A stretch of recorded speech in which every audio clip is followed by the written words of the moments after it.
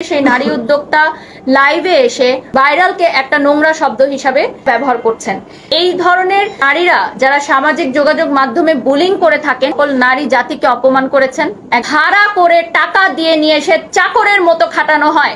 তার মানে কি আমরা যারা আছি এখানে উপস্থিত আমরা সবাই চাকর? আমি জানি না এটা কোন ভাষা ব্যবহার করতে হয়। একজন মা হিসাবে আমার বডি শেমিং করেছেন। আপনারা রিসেন্ট দেখেছেন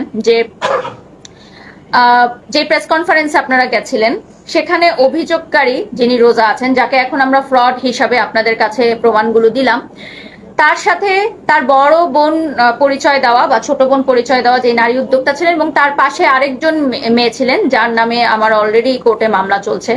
তো এই তিনজন মিলে উদ্দেশ্য প্রণোদিতভাবে আমার নামটি ব্যবহার করে আমাকে হেয় প্রতিপন্ন করার চেষ্টা করেছেন, এবং পরবর্তীতে সেই নারী উদ্যোক্তা লাইভে এসে অশালীন ভাষায় অঙ্গভঙ্গি করে, অকথ্য ভাষায় গালিগালাজ করে আমাদের সম্পূর্ণ মিডিয়া ইন্ডাস্ট্রি এবং সামাজিক যোগাযোগ মাধ্যমকে, মানে আমি জানি না এটা কোন ভাষা ব্যবহার করতে হয়, সকল নারী জাতিকে অপমান করেছেন।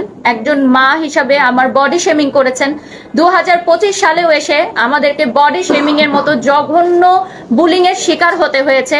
আমার মানসিক স্বাস্থ্যের কথা চিন্তা করে আমি আজকে এখানে এসেছি যে এই ধরনের নারীরা যারা সামাজিক যোগাযোগ মাধ্যমে বুলিং করে থাকেন এবং এইটাই এস্টাবলিশ করে থাকেন যে বুলিং করার মাধ্যমেই রিচ, ফেসবুক রিচ এবং ফেসবুকের ভিউ বাড়ানো যায়, তাহলে আমাদের পরবর্তী জেনারেশন বা সমসাময়িক যারা আছে তারা এটাই ধরে নেবে যে আমরা সামাজিক যোগাযোগ মাধ্যমে আর কোনো ভালো কাজ করব না, আমরা ঝগড়াঝাটি করব, গালাগালি করব, বুলিং করব, অশালীন ভাষা ব্যবহার করব, অঙ্গভঙ্গি করব, তাহলেই কেবলমাত্র আমাদের প্রচার প্রসার হবে, ভিউ হবে, আমরা ভাইরাল হব। ভাইরালকে একটা নোংরা শব্দ হিসাবে তারা ব্যবহার করছেন, এবং আমার নাম তারা বিভিন্ন জায়গায় ছবি সহ প্রকাশ করছেন। ওই ভিডিওগুলো ক্লিপ কেটে কেটে ছোট বাচ্চাদের সামনে অকথ্য ভাষায় ব্যবহার করা হচ্ছে, তাদের স্টাফদের সামনে তাদের স্টাফরাও যুক্ত হয়ে বিভিন্ন অঙ্গভঙ্গি করে দেখানো হচ্ছে। এবং তিনি লাইভে এসে সরাসরি বলেছেন যে ব্র্যান্ড প্রমোটারদেরকে ব্র্যান্ডের মালিকরা টাকা দিয়ে ভাড়া করে কিনে এনে চাকরের মতো খাটায়।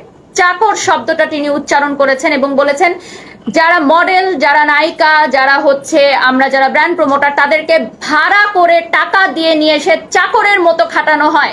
তার মানে কি আমরা যারা আছি এখানে উপস্থিত আমরা সবাই চাকর? যারা জব করছেন তারা সবাই বসের আন্ডারে চাকরের মতো খাচ্ছেন টাকার বিনিময়ে? আমার বাবা, আপনার মা, আমার বোন কোথাও না কোথাও চাকরের মতো খাচ্ছে। সকল নারী জাতিকে অপমান করা হয়েছে, সকল পুরুষ জাতিকে অপমান করা হয়েছে, বডি শেমিং করা হয়েছে। আমার জিমের ইনস্ট্রাক্টর সহকারে আমাদের অঙ্গভঙ্গিগুলো করে দেখানো হয়েছে। একজন মাকে বডি শেমিং করা হয়েছে। সম্পূর্ণ ব্র্যান্ড প্রমোটার সেক্টরকে ধূলিসাৎ করার জন্য ষড়যন্ত্র করা হচ্ছে। আমি যে সকল ব্র্যান্ডের সাথে যুক্ত আছি সেই সকল ব্র্যান্ডকে হেয় করা হচ্ছে, যাতে সেই সকল ব্র্যান্ডরা উঠে দাঁড়াতে না পারে, প্রমোশন না করাতে পারে। যত ছোট ছোট উদ্যোক্তারা আছেন যারা নতুন শুরু করেছেন তারা যাতে ব্র্যান্ড প্রমোটারদেরকে নিয়ে কাজ করতে না পারে, তারা যাতে ব্র্যান্ড প্রমোটারদেরকে নিয়ে কাজ করে ডিজিটাল প্ল্যাটফর্মে হাইলাইট না হতে পারে। এটি একটি গভীর ষড়যন্ত্র। এটা এখন ক্লিয়ার হয়ে গেছে যে এটি একটি গভীর ষড়যন্ত্র। নতুন উদ্যোক্তাদের তৈরি হতে না দেয়া, নতুন ব্র্যান্ড প্রমোটারদের তৈরি হতে না দেওয়া, এই প্রফেশনটাকে ধূলিসাৎ করে দেওয়া, আমার ক্যারিয়ারটা, আমার দীর্ঘ 16 বছরের এই ক্যারিয়ারটাকে নষ্ট করে, ধূলিসাৎ করে, বন্ধ করে দেয়া,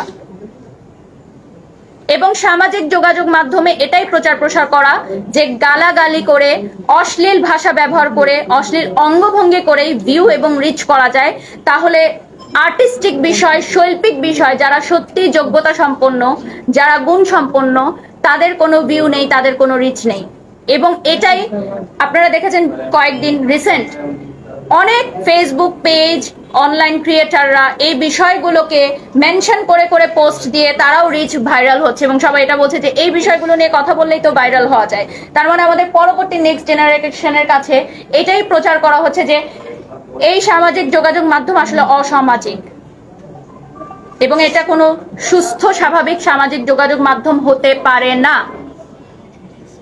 এটা অসুস্থ পরিবেশ, যেখানে একটা মানুষ সারাদিন কাজ শেষ করার পর বিনোদনের জন্য আসে, এন্টারটেইনমেন্টের জন্য আসে, সেখানে এসে যদি সে এই ধরনের অঙ্গভঙ্গি, অশ্লীল ভাষার ব্যবহার দেখে, এই ধরনের শব্দ চয়ন দেখে, আমাদের পরবর্তী প্রজন্ম, আমাদের শিশুরা কি শিখবে? সকল নারী জাতির কাছে আমার এই প্রশ্ন যে আমাকে যে হেয় করা হয়েছে এটার বিচার আমি চাই, এর বিচার আমি চাই। আমি আজকে শক্ত মনোভাবে আছি বলে, আমি এই ট্রমা কাটিয়ে উঠতে পারছি বলে আমার মতো আরেকটা মেয়ে পারবে এরকম না। কালকে আরেকজন চলে আসবে আরেকজনকে অপমান করতে, তখন সে পারবে?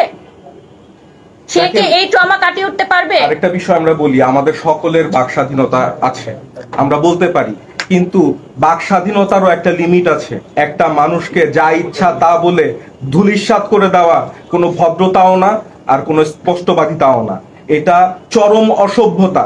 আমরা কি এইরকম অসভ্য জাতিতে পরিণত হচ্ছি? আমরা কি সোশ্যাল প্ল্যাটফর্মে অসভ্যদের জায়গা করে দিচ্ছি? এই জায়গাগুলো নিয়ে আমাদের আজকে এত প্রশ্ন। এই জায়গাগুলোকে আমরা আইনি দৃষ্টিকোণ ভাবে কি করা যায় সেই বিষয়গুলো নিয়ে কথা বলবো। এখন আমাদের ব্যারিস্টাররা এবং আইনজীবীরা কথা বলবেন, তাদেরকে আমরা স্পেস দিয়ে দিচ্ছি। Thank you.